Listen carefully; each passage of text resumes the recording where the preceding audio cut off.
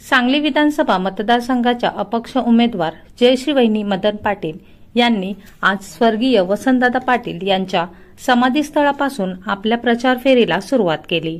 यामध्ये मगरमच्छ कॉलनी, गवळी गल्ली पेठभाग, गणपती पेठ मार्गे पटेल चौकात जयश्री वहिनी यांच्या पदयात्रेची सांगता झाली। तत्पूर्वी सांगलीचे आराध्य दैवत गणपती मंदिरात जाऊन जयश्री वहिनी मदन पाटील यांनी गणरायाचे दर्शन घेत आशीर्वाद घेतले। यानंतर भव्य पदयात्रेने गणपती पेठ मार्गे पटेल चौक या ठिकाणी जयश्री वहिनी यांच्या पदयात्रेची सांगता झाली। जयश्री वहिनींच्या आजच्या पदयात्रेत शेकडो कार्यकर्ते, स्वाभिमानी मदन भाऊ प्रेमी आणि कट्टर भाऊ प्रेमी सहभागी झाले होते। याचबरोबर युवा नेते संग्राम पाटील, माजी नगरसेवक संतोष पाटील, मनोज सरगर, प्रकाश मुळके, माजी नगरसेविका रोहिणीताई पाटील, शेवंता वाघमारे, माजी महापौर किशोर शहा, शमकांत आवटी, कयूम पटवेगार, अमित लाळगे, उत्तमदादा साखळकर, हर्षवर्धन पाटील आदीसह स्वाभिमानी कार्यकर्ते सहभागी झाले होते।